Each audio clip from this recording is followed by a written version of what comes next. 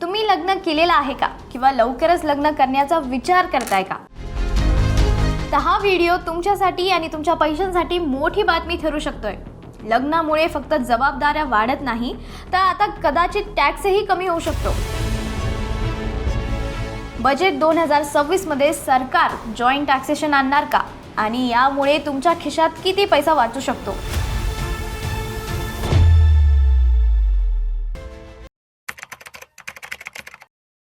नमस्कार मित्रांनो, मी आहे निकिता दादासाहेब तुपे आणि तुमचं बॉसवाला मराठी चॅनलमध्ये खूप खूप स्वागत आहे. आज आपण एक अत्यंत महत्त्वाचा आणि प्रत्येक लग्न झालेल्या किंवा लग्न करायचा विचार करणाऱ्या व्यक्तीसाठी खूप उपयोगी असा विषय समजून घेणार आहोत. 2026 मधील जॉईंट टॅक्सेशन या नव्या संकल्पनेबद्दल आपण बोलणार आहोत. ही संकल्पना नेमकी काय आहे, सध्याचा टॅक्स सिस्टममध्ये अडचण काय आहे, कोणाला याचा सर्वात जास्त फायदा होऊ शकतो आणि शेवटी तुमच्या हातात किती पैसे वाचू शकता, हे सगळं आज आपण अगदी सोप्या आणि स्पष्ट शब्दात पाहणार आहोत. आता जॉईंट टॅक्सेशन म्हणजे नेमकं काय? बजेट 2026च्या पार्श्वभूमीवरती सरकारकडून लग्न झालेल्या कपलसाठी जॉईंट टॅक्सेशन हा नव्या पर्याय आणण्यावरती गंभीर चर्चा सुरू आहे.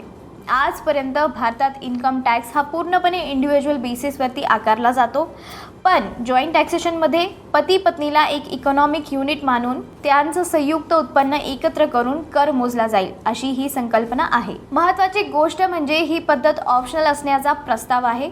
म्हणजेच ज्यांना फायदा वाटेल त्यांनी जॉईंट रिटर्न फाईल करायचा, बाकी लोक सध्याप्रमाणे इंडिव्हिज्युअल रिटर्न फाईल करू शकतील. आता सध्याचा टॅक्स सिस्टम मधील काय समस्या आहे? सध्या भारतात इंडिव्हिज्युअल टॅक्सेशन सिस्टम लागू आहे, म्हणजे प्रत्येक व्यक्ती स्वतःच्या उत्पन्नावरती स्वतंत्रपणे कर भरते.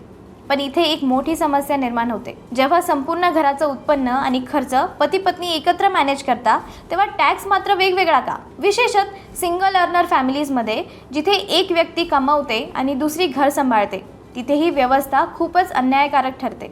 उदाहरणार्थ, पती नोकरी करतो आणि पत्नी घर, मुलं, आई वडील यांची जबाबदारी सांभाळते.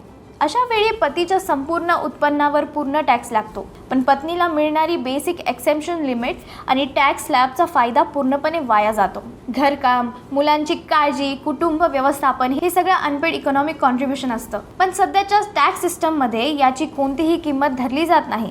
हा जो गॅप आहे तो भरून काढण्यासाठीच बजेट 2026 मध्ये मॅरिड कपल्सला इकॉनॉमिक युनिट म्हणून पाहण्याचा विचार सुरू आहे. आता जॉईंट टॅक्सेशन कसं काम करेल ते मी तुम्हाला सांगते. प्रस्तावानुसार जॉईंट टॅक्सेशन पूर्णपणे ऑप्शनल असेल. तुम्हाला जर सध्याची इंडिव्हिज्युअल फायलिंग योग्य वाटत असेल तर तुम्ही ती चालू ठेवू शकता. पण जर जॉईंट फायलिंगमध्ये फायदा दिसत असेल तर पती आणि पत्नी दोघं मिळून एकच टॅक्स रिटर्न फाईल करू शकतात. यासाठी फक्त एक अट असेल, दोघांकडे पॅन कार्ड असणं आवश्यक आहे. यानंतर दोघांचं उत्पन्न एकत्र केलं जाईल आणि त्यावर जॉईंट टॅक्स स्लॅब अनुसार कर मोजला जाईल. आता प्रपोज जॉईंट टॅक्स स्लॅब्सबद्दल मी तुम्हाला सांगते. आता तुमच्या मनात प्रश्न येईल की इन्कम टॅक्स एकत्र केलं तर टॅक्स वाढणार नाही का? इथेच सरकारचा मास्टर प्लॅन समोर येतो. जॉईंट टॅक्सेशन अंतर्गत टॅक्स स्लॅब लिमिट जवळपास डबल करण्याचा प्रस्ताव आहे. संभाव्य जॉईंट टॅक्स स्लॅब्स असे असू शकतात: 8 लाखपर्यंत नील टॅक्स, 8 लाख ते 16 लाखापर्यंत 5%, 16 लाख ते 24 लाखापर्यंत 10% आणि 24 लाख ते 32 लाखापर्यंत 15%, 32 लाखापर्यंत 40 लाखापर्यंत 20% आणि 40 लाख ते 48 लाखपर्यंत 25% आणि शेवटी 48पेक्षा जास्त 30%. म्हणजे पती पत्नीचं एकत्र उत्पन्न 8 लाखापर्यंत असेल तर 1 रुपयाही टॅक्स नाही. ही रचना स्पष्टपणे मिडल क्लास फॅमिलीजसाठी मोठा टॅक्स रिलीफ देणारी ठरू शकते.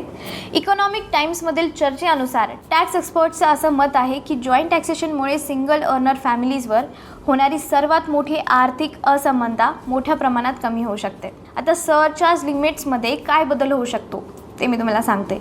50 लाख उत्पन्न ओलांडलं की सरचार्ज लागू होतो. जॉईंट टॅक्सेशनमध्ये ही मर्यादा 75 लाखापर्यंत वाढवण्याचा प्रस्ताव आहे. आता संभाव्य सरचार्ज स्ट्रक्चर पुढील प्रमाणे असू शकतो: 1.5 कोटी ते 3 कोटी 10%, 3 कोटी ते 5 कोटी 15% आणि 5 कोटीपेक्षा जास्त असेल तर 25%. सरकार सरचार्ज पूर्णपणे काढून टाकून तो थेट टॅक्स रेट्समध्ये मर्ज करण्याचाही विचार करू शकतो, ज्यामुळे कॅल्क्युलेशन आणखी सोपं होईल. आता वर्किंग कपल्ससाठी काय फायदा आहे? जर पती पत्नी दोघेही नोकरी करत असतील तर त्यांच्यासाठी एक महत्त्वाची गोष्ट प्रस्तावित आहे: standard deduction joint return file. हे केल्यानंतर दोघांनाही स्वतंत्र स्टँडर्ड डिडक्शन मिळण्याचा विचार आहे. म्हणजेच जॉईंट फायलिंगचा फायदा घेताना वर्किंग कपल्सवर कोणताही अन्याय होणार नाही. इथेच एक प्रॅक्टिकल फायनान्शियल रियालिटी लक्षात घ्या. टॅक्स प्लॅनिंग कितीही चांगली असली पण एक मेडिकल इमर्जन्सी किंवा अचानक काही घडलं तर सगळी सेव्हिंग्स एका झटक्यात संपते. म्हणूनच लग्नानंतर फक्त टॅक्स बचत नाही तर प्रोटेक्शन प्लॅनिंग सुद्धा तितकीच गरजेची आहे. आजच्या काळात टर्म इन्शुरन्स फक्त 400 ते 500 प्रति महिन्यापासून सुरू होतं. करोडपर्यंत कव्हरेज मिळू शकतं आणि 51+ इन्शुरन्स पार्टनर्समधून कंपॅरिझन आणि प्लॅटफॉर्मवरती 50% पर्यंत डिस्काउंटसुद्धा मिळतो. त्याचप्रमाणे हेल्थ इन्शुरन्ससुद्धा 400 ते 500 प्रति महिन्यापासून सुरू होतं. करोड्सपर्यंत मेडिकल कव्हरेज आणि 25% डिस्काउंट, 30 मिनिटचा क्लेम सपोर्ट आणि 51+ इन्शुरन्स पार्टनर्स आणि एक डेडिकेटेड रिलेशनशिप मॅनेजरसुद्धा जो क्लेमच्या वेळी तुमच्यासोबत उभा राहतो.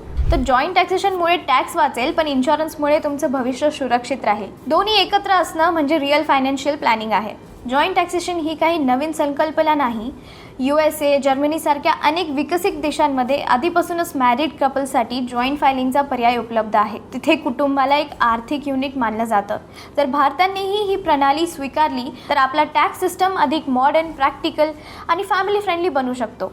एकूणच पाहता जॉईंट टॅक्सेशन ही मिडल क्लास आणि सिंगल अर्नर फॅमिलीसाठी एक मोठा गेम चेंजर ठरू शकतो. आता तुमचं मत काय आहे?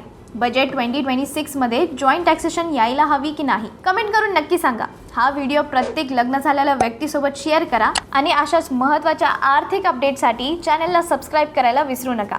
पुन्हा भेटूया पुढच्या व्हिडिओमध्ये. बॉसवाला, बी द बॉस.